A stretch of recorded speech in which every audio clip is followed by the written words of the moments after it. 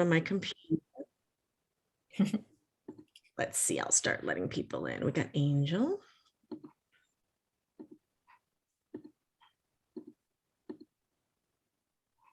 Yay.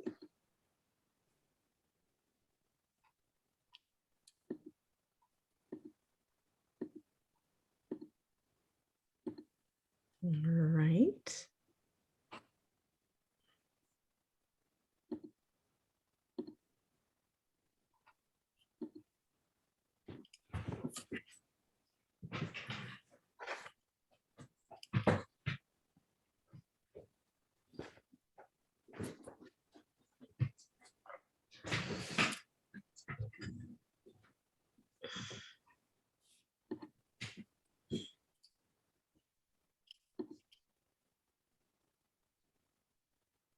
Welcome, everybody. Thanks for joining us. We're going to just wait a couple short minutes to allow some more attendees to join, but so excited that everyone is here today.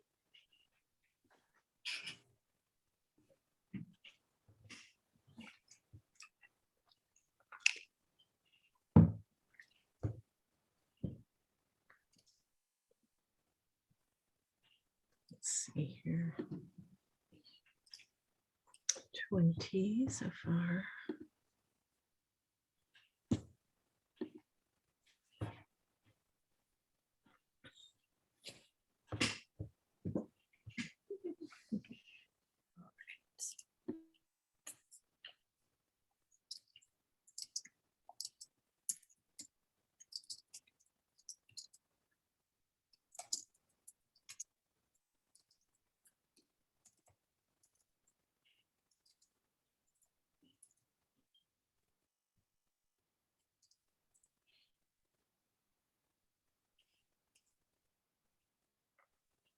All right, well, I'll go ahead and get started with introductions. So yes, welcome everybody. Thank you so much for joining us for today's noon artist talk with Jana, Sophia, Nolle. My name is C. Meyer. I am the exhibitions manager here at Blue Sky in Portland, Oregon. And we are thrilled to have Jana here from Berlin. It's late in Berlin, so thank you for staying up late. Not too late, but yeah. So Jana's work has been here at Blue Sky for the month of January, and this is the final week to come see the show. If you're in the Portland area, we'd love to have you. I'm going to quickly read our land acknowledgement statement to get started. We at Blue Sky humbly acknowledge that our programming is being held on the traditional lands of the Multnomah, Cathlamet, Clackamas, bands of Chinook, Tualatin, Kalapuya, Molalla, and many other tribes who made their homes along the Columbia and Willamette rivers. In this online format, you may be participating from other areas, and we invite you to consider your own land acknowledgement that reflects your location. We also acknowledge that the very technology we rely on for these online programs is inequitably distributed and not equally accessible, creating new virtual displacements and exclusions. We call attention to the need for action now and in the future to address these disparities. And I'm just going to read a little about Jana. Jana Sophia Nolle lives and works with her daughter in Berlin, Germany. Her practice consists of photography and found footage operating at the intersection of research, observation, and documentation. Nolle's photographs are included in numerous public and private collections and have been exhibited internationally in solo and group exhibitions. Her work, Living Room San Francisco 2017 and 2018, won various grants, awards, and prizes, including the Berlin Senate Research Grant 2021, the Lens Culture Emerging Talent Award 2019, the 2019-20 House on Kleitz Park Photography Fellowship, and the Neuköllner Art Prize 2020. In 2020, she published the project as one monograph, Living Room San Francisco 2017-2018, with Gerber Verlag. Nolle is an affiliate artist with Catherine Clark Gallery in San Francisco. She received her Master of Science from SOAS, University London, UK, and a degree in photography from Ostkreuzschule für Fotografie, Berlin, Germany. So I'm going to pass it over to Jana, and Jana's going to share her screen. Folks who have questions, feel free to put questions in the chat as Jana is talking, and we'll have a Q&A at the end that I'll moderate. So I will hand it off to you, Jana. Yes, hello everyone. Can everyone hear me? I wasn't sure whether it already works. Okay, perfect. I just put this on slide only, I think. Yes. Yes, so I'm very excited that I can speak today about my work. Hello everyone from my side. I wish I could be in Portland myself at the moment, but I hope sometime in the future I can be there. Yes, since this artist talk happens in the context of my show at Blue Sky, I decided to talk mainly about my work that I'm exhibiting, Living Room, San Francisco and Berlin. And so the project, Living Room started in San Francisco in 2016. And after a lot of exposure internationally and international recognition, and also a couple of research grants that I received in 2019, 2020, I decided to continue the project in Berlin. So the talk will focus on both cities. And as she mentioned, I work with photography, but also installations, a little bit performance and video. And as an introduction into the topic, I thought to start with a very brief statement by one of my of the participants from Living Room, and this elderly man, he is one of the participants who I met in San Francisco in 2017.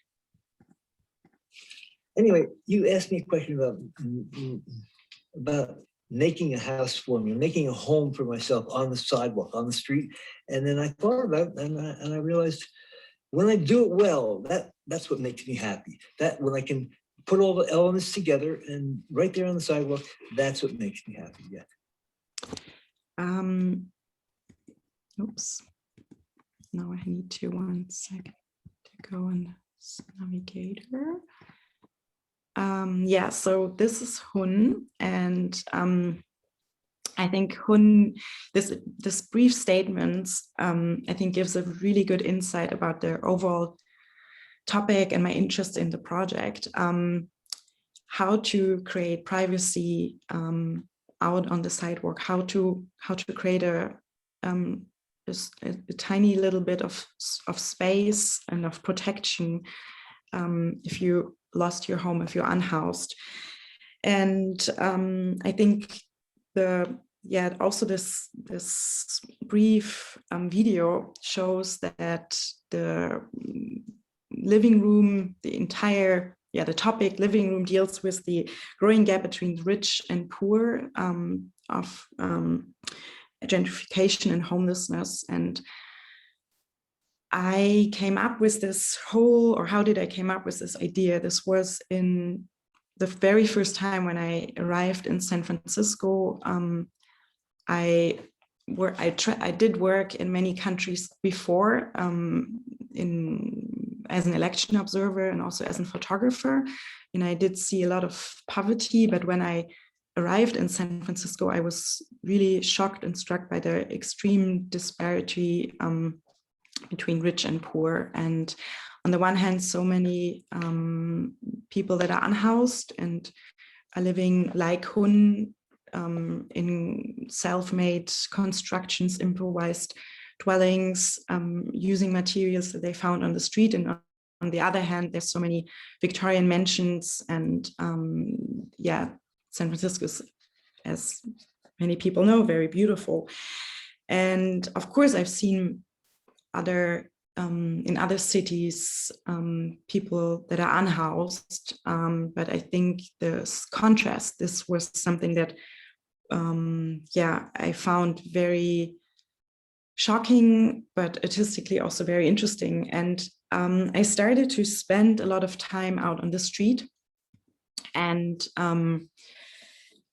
I was like really interested to get in touch with unhoused people. And at this point, I didn't really know what kind of project I want to do. I also studied anthropology and politics before, and worked as a political observer in Asia. And so I think kind of with this background in my back and my biography also, I started to interview people and just having conversations about their life. And so I started to approach and interview various homeless communities, and started documenting their lives carefully.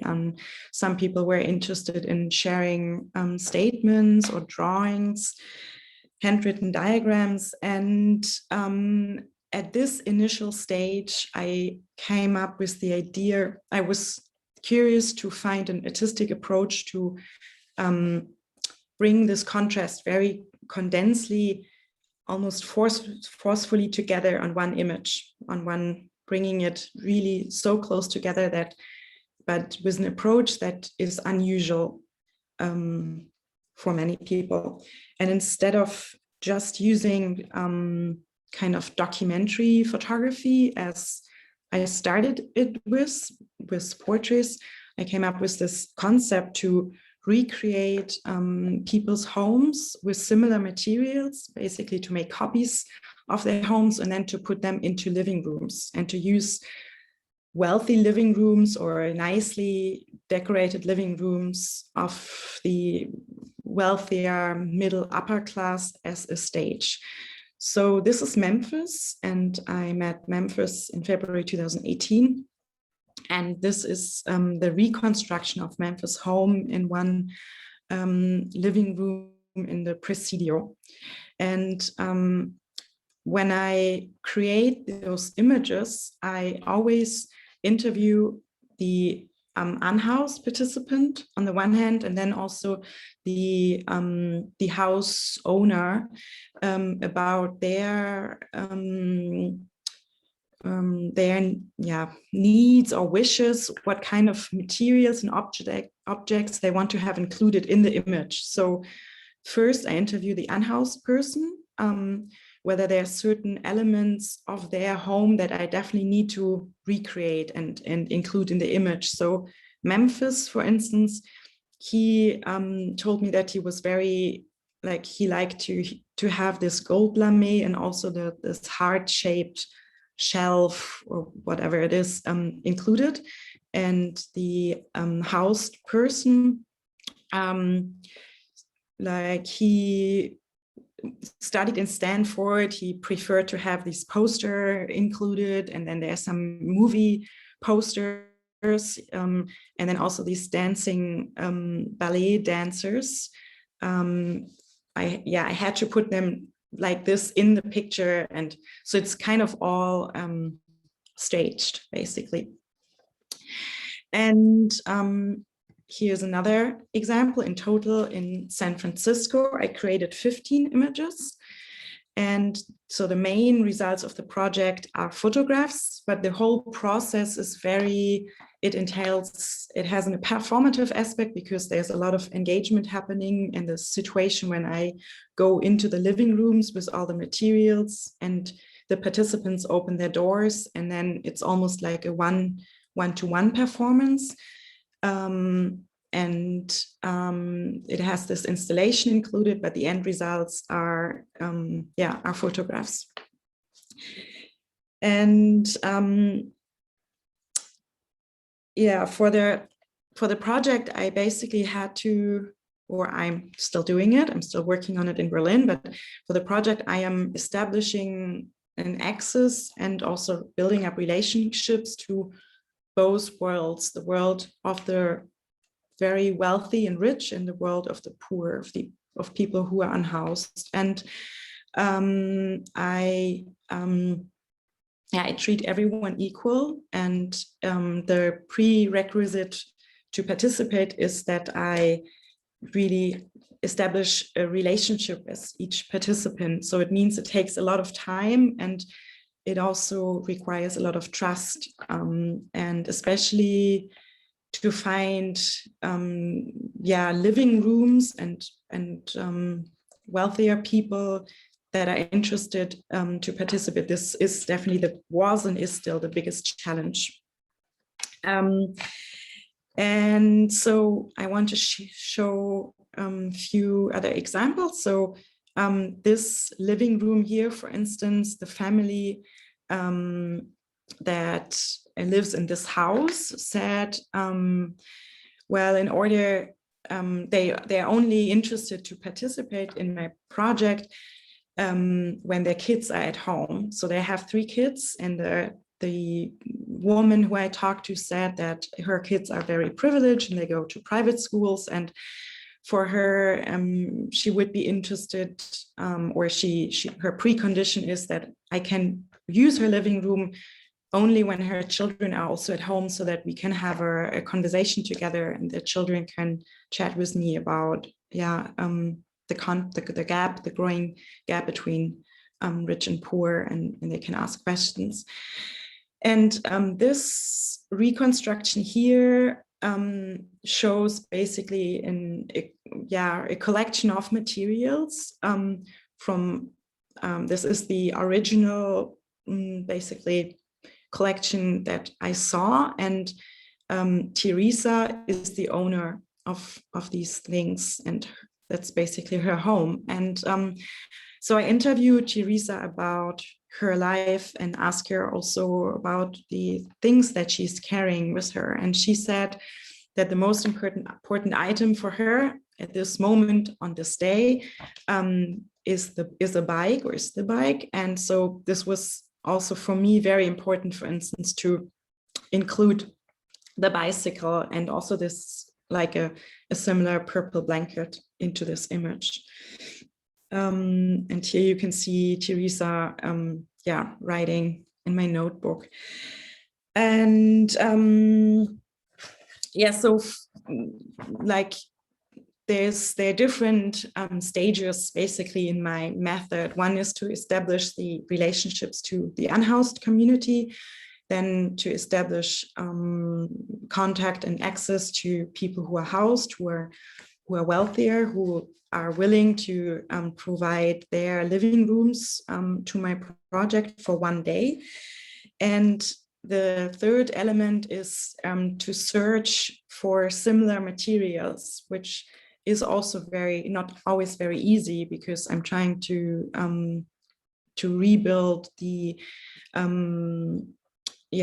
homes, the improvised dwellings as closely as they are. And what I do is that I interview unhoused people about people living on the street, about where they find their materials, what they're using. Sometimes, I mean, I made the experience that most people just use whatever is in their surrounding area, and then I just like them also walk around and look for similar stuff. I always bring them food, water, supermarket vouchers, all kinds of materials what they need to survive on the street. And I don't know, I also gave sometimes money when people ask me and are in urgent need, or I'm helping moving shelters around. So with most of the participants, I spent many hours before we actually came to the stage to take photos. And in 2019, I then relocated permanently to Berlin. I was basically between 2016 and 2019 living in both cities, in Berlin and San Francisco. And in 2019, I permanently relocated to Berlin and decided to continue working on living room in Europe. And so I will now show a few images also from Berlin. And so far, I created only 6 images in Berlin. This has a lot to do with the pandemic. I started basically working on Living Room Berlin when the first lockdown started. And you might imagine that also suddenly the notion of home changed. A living room is not just anymore a room, just a typical living room, but it's also where we do homeschooling, where we do home office, where everything happens at the moment. So I had a lot of challenges to find living rooms in Berlin. I think also that people, I do think also the wealthier upper class in Germany or in Berlin, it's a different culture. People are maybe I felt less open to talk about what they own or what they have, or willing to show it. And I felt maybe, upper class Californians are maybe a little bit more easygoing. I don't know. It's just a very subjective impression. Anyway,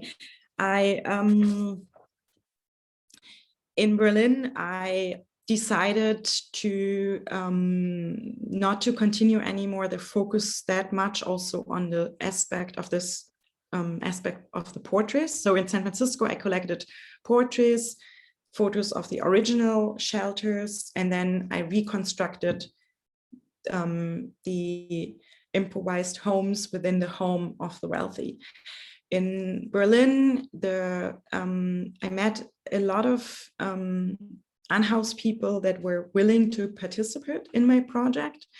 And also the number of homeless people is growing in Berlin, but people were less willing to get their portraits taken. So after this experience, I decided, okay, I will not anymore focus that much on this part. And so this person here, his name is Kai, and I just want to show him as one example of my German participants. Kai is living in Kreuzberg, in an area in Berlin that is, the past 5 to 10 years, definitely an area of that where you can say gentrification is happening. And he used to be a ballet dancer and became homeless 4 years ago. And when I met him, he was, I think it was the 2nd or 3rd summer that he was staying at the same place. And so I reconstructed his home. And interestingly, in Berlin, in comparison to San Francisco, I feel you can so much more see the seasons in there, because it's a different climate than in California. You can see very much the seasons according to the structures, to the homes. And this is the reconstruction of Kai's home in a living room in this area called Mitte in Berlin. And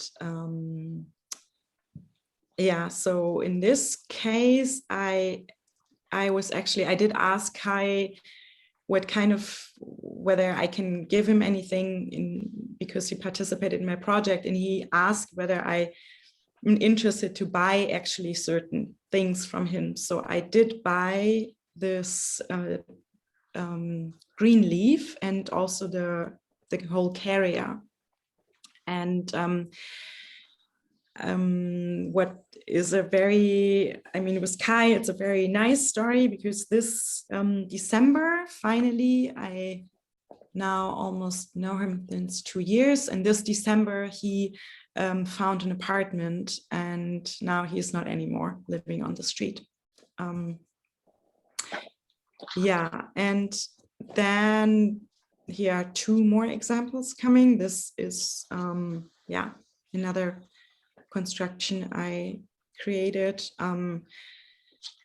Also, just like in San Francisco, I always ask the participants for their ideas of what kind of elements and objects they want to have included. And here the living room owner, she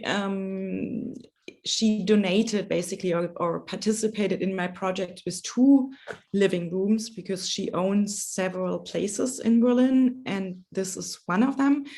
And on the wall, you can see a portrait, a young girl, and this is the owner. And so the image usually is not at this spot in the room, but for the project, she preferred to have it there. Okay. And yeah, this is actually her other place. It is located in a very fancy, very modern apartment building in Kreuzberg-Schöneberg. This is the area. And here she decided to include these two women that are holding hands so this image is usually not at this area, at this spot in the living room, and so we include it there. So sometimes I'm really not that free also to use the living room as I like, because the participants have certain, certain areas of the living room or certain areas of the room that they would like to have included, and then I have to take this into account, of course. And I'm just checking the time. And so because the project received a lot of attention and positive feedback over the years, and I received some grants for a European continuation, I'm now continue working on it in Berlin, and at the moment also doing research to continue the project in Paris. And I worked or created a photo book that includes all images that I created in San Francisco. And here's an example. So the first part of the book is shows the reconstructions, as I call them. And then the second part of the book is so-called an index, where you can see the handwritten statements, the portraits, and the original homes of the participants. And so, I think there are a few books still available, maybe at Blue Sky, I'm not sure. And for me, it was like I felt this work, as I at the moment exhibit the work at Blue Sky in a gallery context, I do this, but then I also really like to show this project outside in the in the public space on billboards, because I feel there is no barrier, everyone can see it. And this is sometimes I feel the problem with the gallery context, that like especially people that are living on the street might not feel so well to go inside a gallery. But I definitely used every opportunity to show it and to bring this whole topic to attention, because this is, I hope that with this project that it creates a dialogue around issues of homelessness, gentrification, and income inequality. And I hope it opens up people's hearts and minds, and for an informed decision, so that I think many people have certain ideas about why people are living on the street, or they are judgmental, or just also because we are used to it, we react in a certain way. And so I hope it makes us think and creates empathy and human connection, and maybe also invites people to take action. I definitely can say that many participants or also people I talk to came to me and asked me what I think, how they could help, or they ask for suggestions. And I think art can't solve huge complex issues such as the growing gap between rich and poor or homelessness, but I think it it can sometimes waken us up. And I think also the collective effort of all artists working around such issues, and also institutions together, they can all make a big difference. Yeah, I think, I don't know whether I forgot something, but I think there's now room for questions. And yeah, so there's also at the moment a BBC documentary that focuses especially on my current project in Berlin, just to mention this. And yes, now I'm open for questions. Awesome. Thank you so much, Jana. That was really amazing. For having, spent some time looking at your work the last couple of weeks. I've been really looking forward to hearing you talk about it, and just knowing a little more detail from your personal experience of making the work. I also put in the chat a link to your website to the books. So the books are for sale through Jana's website, as well as we do have a few copies here in the gallery, and the book is really lovely.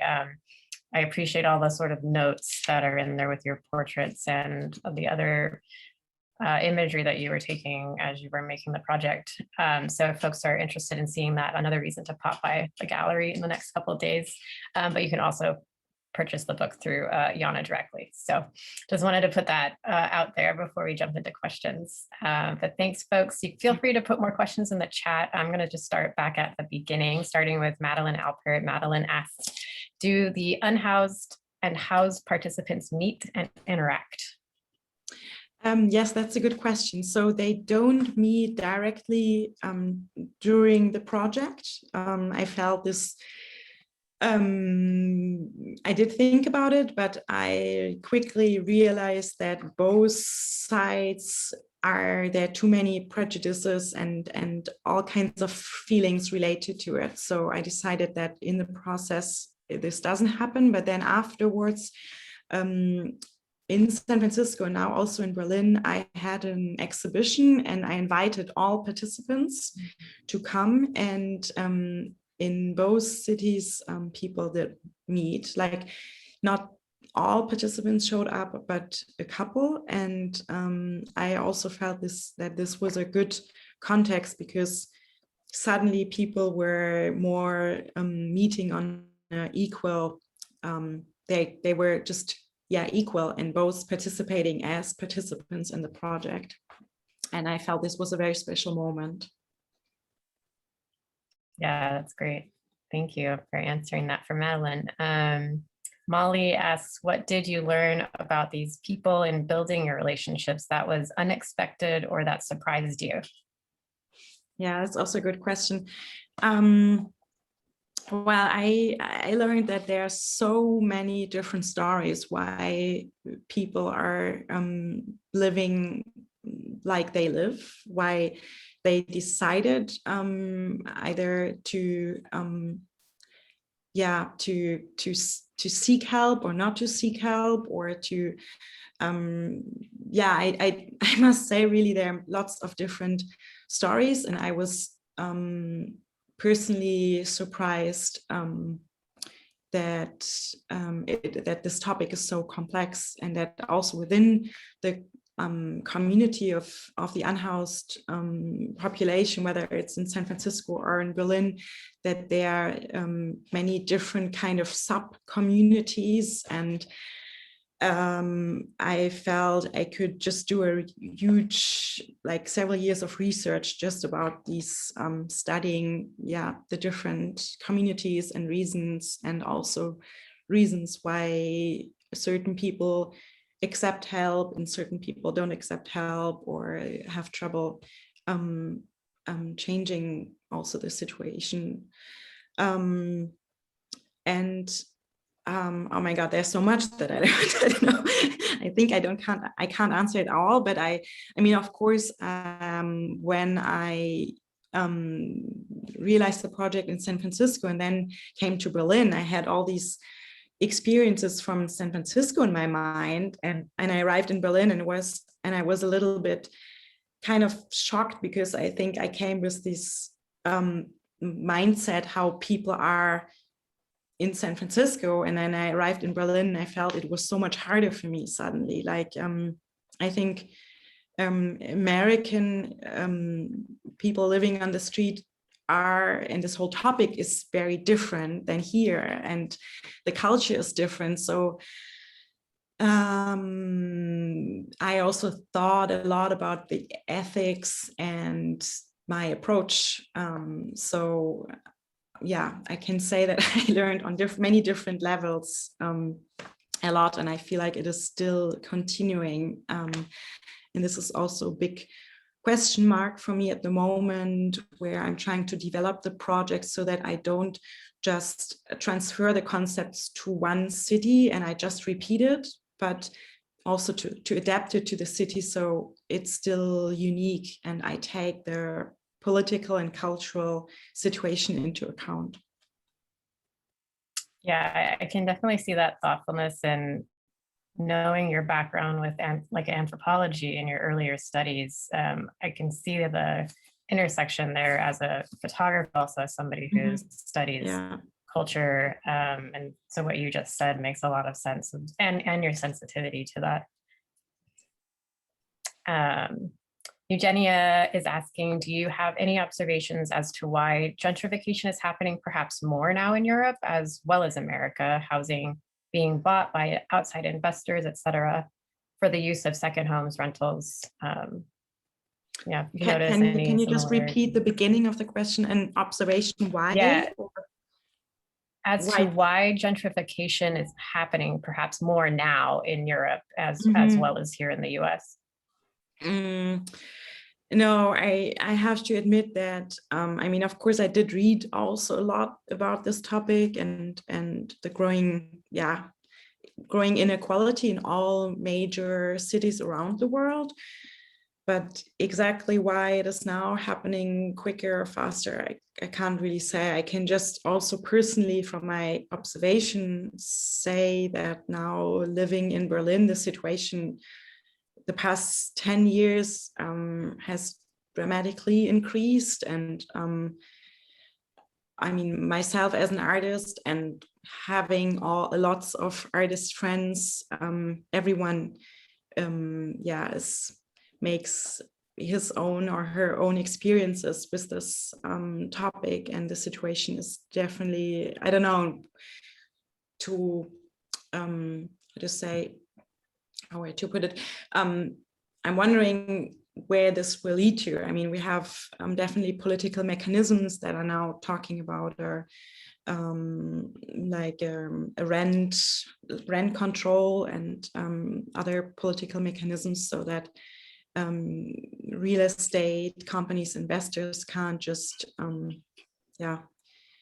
increase prices too much. But it is I don't really have an answer to this question, I think. Yeah, it's definitely a very complex question, and especially when you add the layer of the pandemic on top of it. I'm sure you in Berlin, you mentioned it exasperating already, houselessness, and same here in Portland, and I'm sure a lot of folks in cities around the world have noticed that as well, just dealing with COVID. So yeah, it's just adds one other complex layer to it. Yu Yang is asking, were there a lot of difficulties for you in making the projects, like recreating the shelters or sourcing those materials and contacting folks? Would you mind telling us about one of your more challenging works?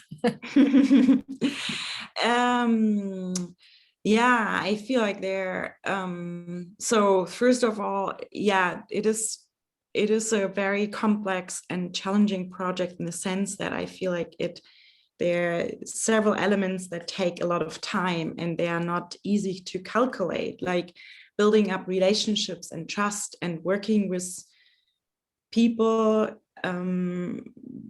like especially with people who are living on the street. Sometimes like I'm like building up a relationship, and then the next day this person is gone, for instance, and it is not just like challenging for the project, but it's also on a personal level sometimes extremely challenging if I feel like I'm I spent a lot of time with people, and then yeah, suddenly I can't find this person anymore, and I'm wondering what happened. So I think there are different kind of aspects, as this example can show, that are challenging. Logistically, I would say the definitely the I'm going back to this image. This is San Francisco #1, and I would definitely say the homes that I recreated that are a little bit more complex and have several layers and very specific objects and elements to it, that these ones were really difficult for me to reconstruct, because I needed, or I was focused to find exactly these kind of materials. And also, if you look closer, so I go back to the image from, oh no, here you can't see it, but so Memphis home was built on a wooden panel. I don't know whether you can see it all, but this whole tent sits on a plywood panel, and this is on wheels. So it was not just like I really needed an assistant to help me carrying this whole stuff into the living room and to even transport it on a pickup truck through the city, because it was just so much. The bigger the homes that I'm reconstructing are, the more challenging it is also for me, of course, to carry it or to set it up. So that's why whether in San Francisco or also in Berlin, I always or mostly work with a second person to help me carrying, and also often to set it up. For instance, like this is #3 in Berlin, and in order to put this up, I also needed an assistant to help me actually in the living room. I mean, it's not, these things are not heavy, but it was, yeah, still delicate to reconstruct it exactly like I saw it on the original, on the photo that I took of the original one. Yes. Thanks. Yeah, I'm just trying to like visualize you lugging all this stuff around into how, yeah, needing that assistant for sure. Yeah, this BBC, so Cara, BBC documentary shows one example in Berlin where I'm going into a living room and building it up. Yeah, so definitely try to watch that BBC segment, because that would be super interesting to see that in action, as also part of the performative aspect of your work as well. Yeah. Yeah. So sort of piggybacking off of Yu Young's question about your challenges, did you also, so Kara's asking kind of a comment question here. They're curious to hear about the difficulties of making these projects, particularly in the vulnerability and dehumanizing effect that can occur in being the subject or example of the violence of oppression within a society that demonizes poverty. So I guess, yeah, did you have, was there a lot of pushback, I guess, from people you approached on the street when you told them about your project? No, not from people I approached on the street. Like I felt, whether it was in San Francisco or in Berlin, that I had so many more people willing to participate than living rooms. So I had so much more pushback from people from the wealthier part of society, asking for their living rooms. I think, or even, for instance, I knew some people who had connections, and I asked them whether they could ask their connections to help me finding living rooms. And then their answer was, well, you know, I can't really ask this or that person because they feel ashamed, or I don't want to like point with fingers at them. And I think this is exactly what I always try to explain when approaching people. I don't judge about any of the participants, whether rich or poor, whether living on the street or whether living in a palace. For me, everyone is just a human being, and there are many, there are many factors, and it's very complex why the situation is like it is. But I think, with people on this living on the street, I had overall very positive reactions to the project, and more sometimes people were just wondering, like, does this really work? Like, can you really do this? Who would let you in with things that you were finding on the street and you're recreating and basically bringing homelessness in their homes? Like, who would do that? So and afterwards, I was always going back to the street with these created images, and this was then the moment when people believed that I was able to do it. But the pushback was mainly more coming from the wealthier or upper class side, I would say. Yeah, that's interesting.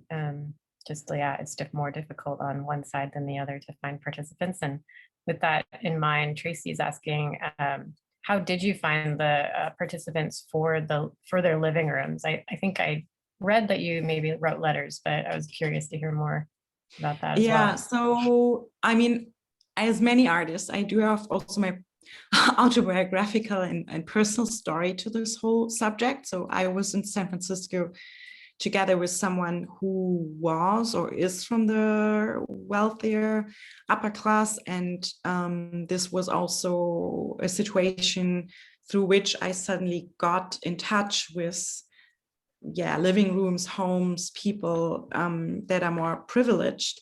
So in San Francisco, I definitely also got access through his contacts and friends. In Berlin, though, being just the Jana who I am, and living in Neukölln and not having a lot of, I don't know how to say it, but wealthy upper class contacts, I definitely had I was more struggling, but it just took a little longer. And now, after almost 2 years, I do have now around 5 other living rooms set up for the spring where I'm planning to go to.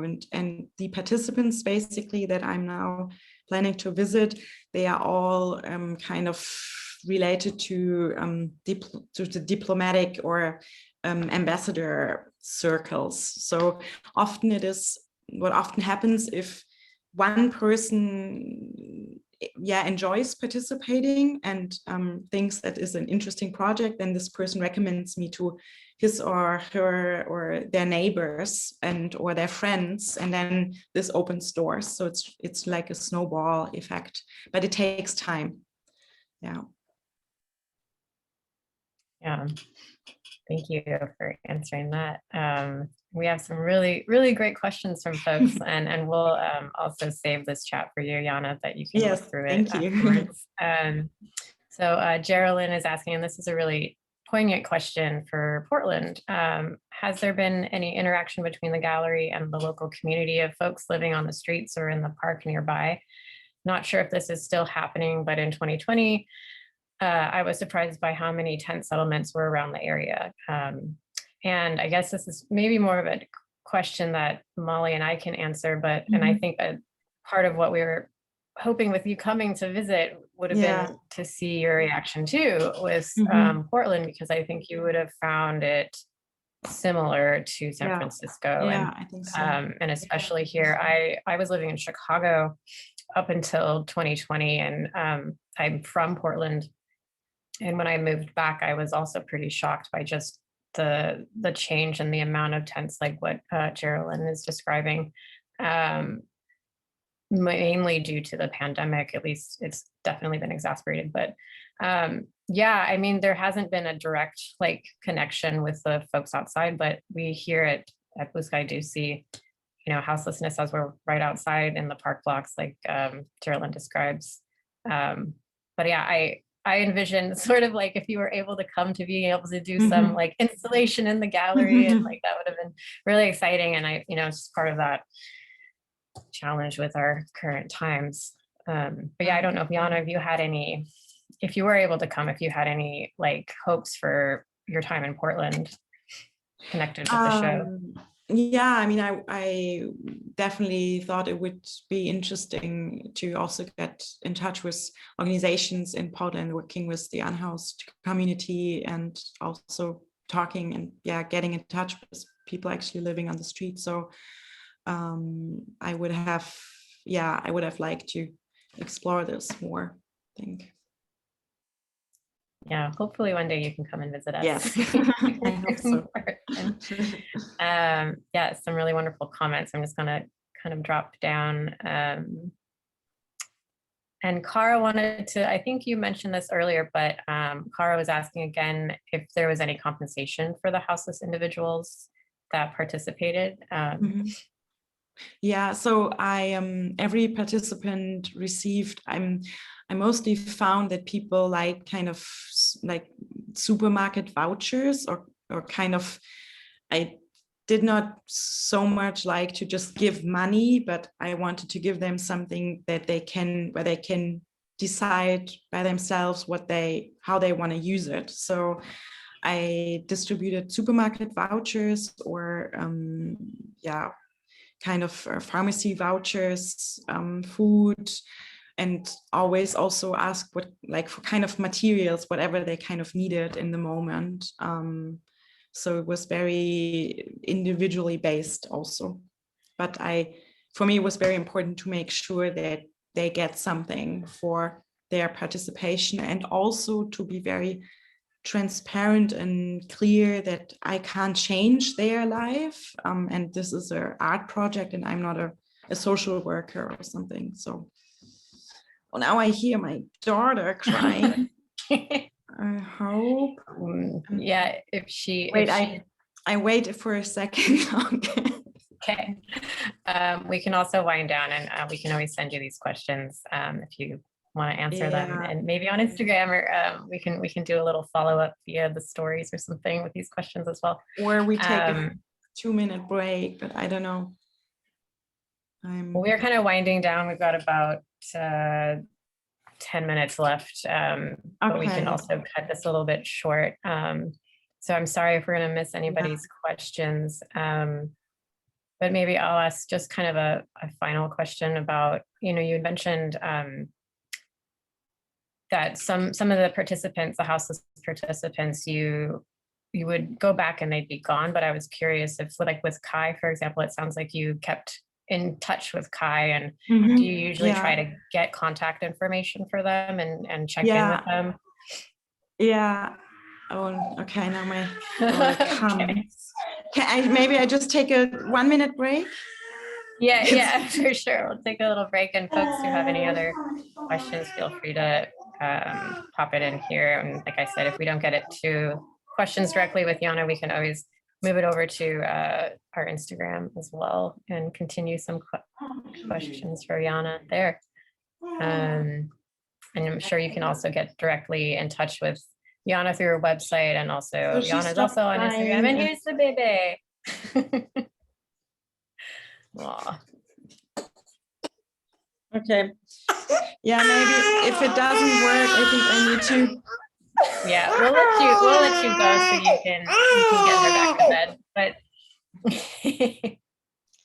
thank you so much, Jana, for your time and openness for chatting, and just showing the struggles of being I can try with an artist and a mom.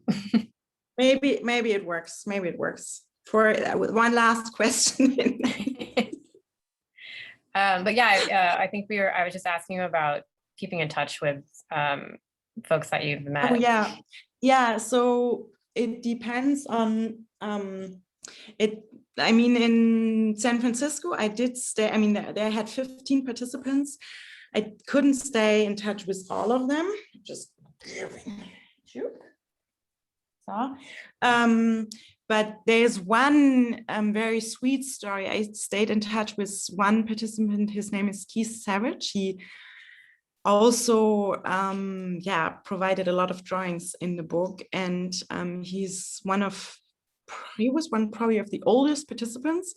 And during my time in San Francisco, he moved into a home for elderly people, and I visited him in this home till 2019. Then I went back to the US, and now we are in touch via letters. It's been now a while that I received the last letter, and I was in touch with his like social workers, or kind of like people who are helping him. But this, it's kind of a nice story. With most people, I had trouble to stay in touch with, because many people, don't have like a permanent home or address or mobile phones, or they get their mobile phones stolen. Some have mailboxes, but most people don't have email addresses.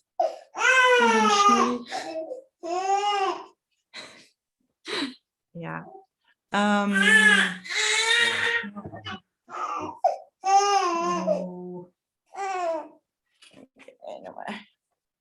It's like a little improvisation. Yeah, well, we can wrap it up so you can get the baby to bed and yourself to bed soon as well. But again, thank you so much, Jana. It's been really wonderful hearing you talk. Thank you, and thank you everyone for the questions also. Yeah, and if you're here local, a couple more days. Our final day is this Saturday. Check our website we are appointment only on Saturdays, so go ahead and sign up on our website. But thank you again so much, and we'll hope to see you. Thank you. Hope to see you in the future in person. Thank you so much for having my exhibition at Blue Sky, and yes, I wish I could just be there in person now. Well, it's been a pleasure working with you. So likewise. Thank you. All right. Thanks everybody for joining us today, and have a good rest of the week. All right.